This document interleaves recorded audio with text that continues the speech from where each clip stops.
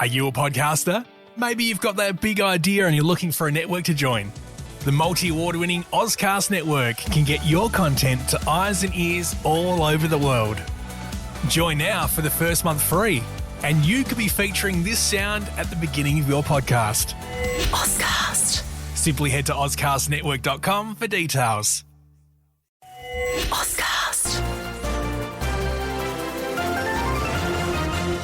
All right, so we're diving deep today into some Colombian politics. You're following current events, and you're probably at least a little bit curious about this recent shakeup down there. Yeah. So this Al Jazeera article talks about President Gustavo Petro, just demanding that his entire cabinet resigns.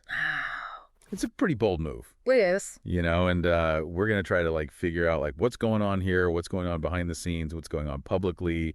There's public scoldings and controversial appointments and, a president who really doesn't seem afraid to shake things up. Yeah, I mean, demanding the entire cabinet's resignation, you really don't see that very often. Yeah. It's a pretty big indicator that Petro feels like things need to change in a pretty big way. Yeah. And, the article kind of points to a couple of different things that led up to this. One of them is Petro's been pretty public with his criticism about how the cabinet's been performing. Yeah. And then there's also some tension around a few of his more recent appointments to the cabinet. And it really seems like a lot of this stems from Petro's frustration with how slowly things are moving when it comes to his agenda. The stuff he ran on, tackling income inequality and land reform. Yeah. I mean, is this a normal thing? How unusual is it really for a president to just ask everybody to quit? It's incredibly rare. Yeah. It's definitely not something you see very often at all. Yeah. And it could mean a few different things. It could mean that Petro's trying to completely switch up his administration's direction, bring in a brand new team that's more in line with what he wants to do. But it could also create a ton more instability, It could end up really undermining his ability to govern. Okay, so let's break this down a little bit more. Okay. So this didn't come completely out of the blue, right? Petro's call for these resignations, it came after weeks of this tension. And, some of the appointments were pretty eyebrow-raising.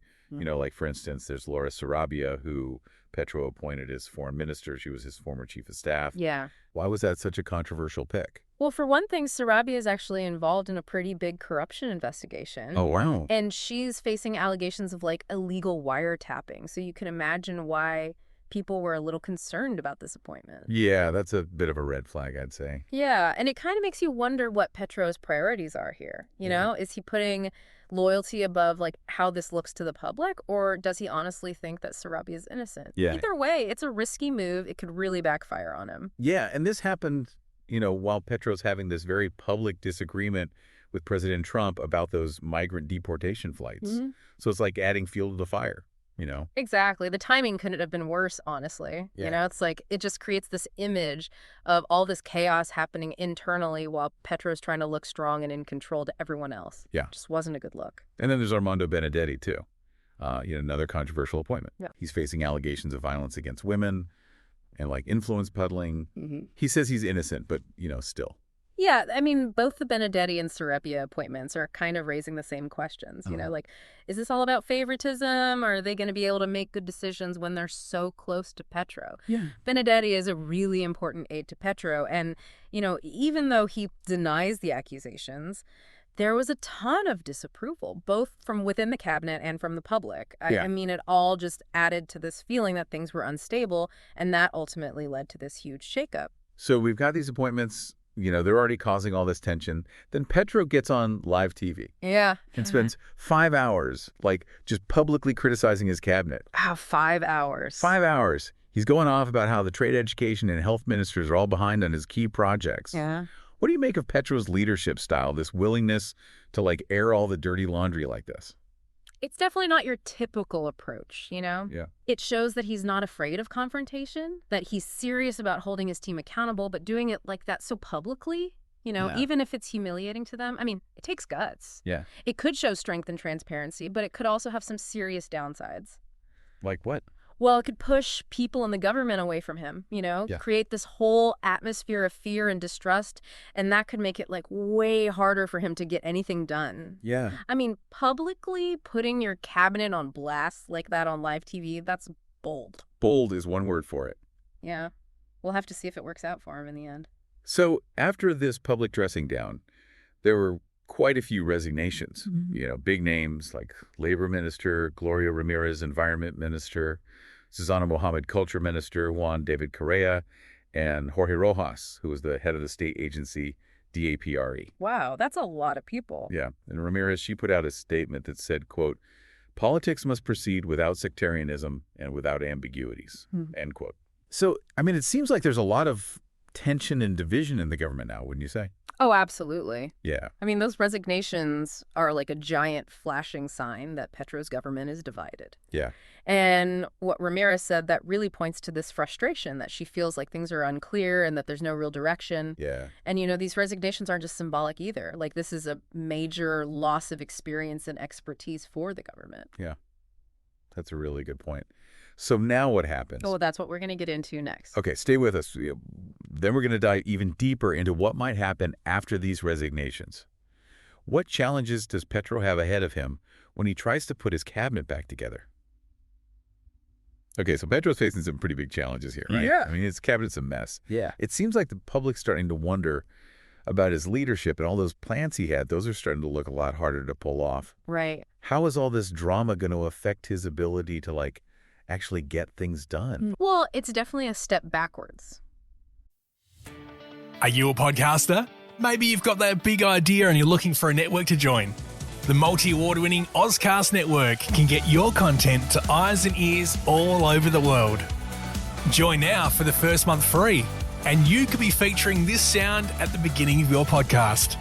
Ozcast. Simply head to ozcastnetwork.com for details.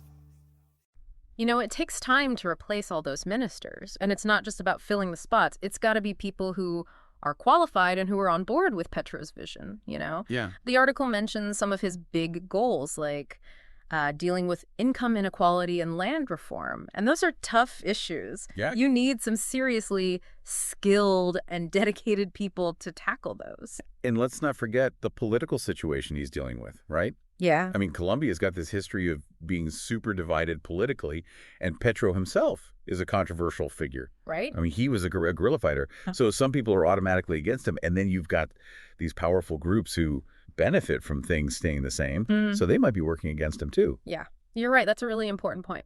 Petro's like a total break from the way things have always been done in Colombian politics. Right. And so there's this mix of hope and worry surrounding his presidency. Like, his supporters, they see him as this person who can finally fix things, address all those social and economic problems that have been around forever. But then his critics, they don't trust him. Yeah. They're worried that his policies are going to make things unstable and hurt the economy. So he's trying to keep his base happy. Yeah. The people who voted for him, they want to see changes fast. Yeah. But at the same time, he's got to deal with the reality of being president and all this opposition. Exactly. And then there's a whole international aspect, too. Like, the U.S. is a major player here. The article talked about that tension with the migrant deportation flights, Yeah. and how Petro's been criticizing some U.S. policies. Yeah, right. So how do you think all this drama within Colombia is going to affect their relationship with the U.S.? That's a really good question.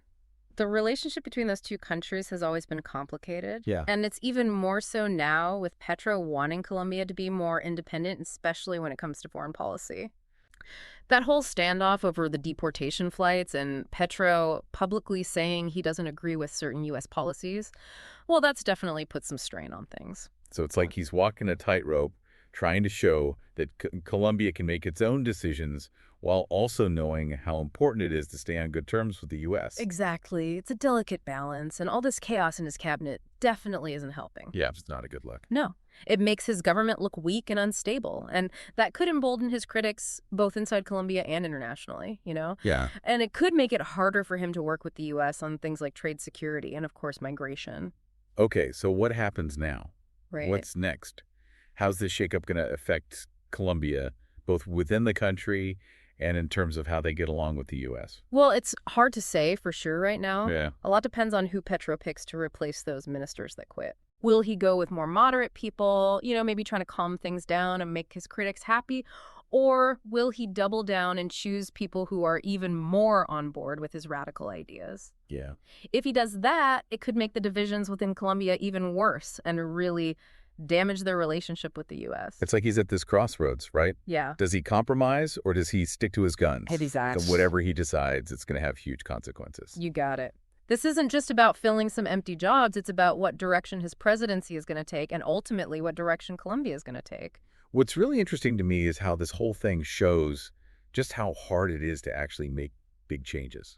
Right. Petro promised this huge transformation, but it turns out it's way harder to actually do it than it is to talk about it during the campaign. That's the problem with reformers, right? Yeah. They've got these big ideals, but then they have to be practical, too. Right. They want to change everything. Yeah. But then they run into all these complicated power structures and political realities. It shows that governing isn't easy. Yeah. Even if you have the best intentions, it's super hard to turn your vision into reality, especially if that vision means shaking things up and going against the people in power. That's such a good point. And it leads us to the question of how all this is going to play out for everyday people in Colombia. How's it going to affect their lives?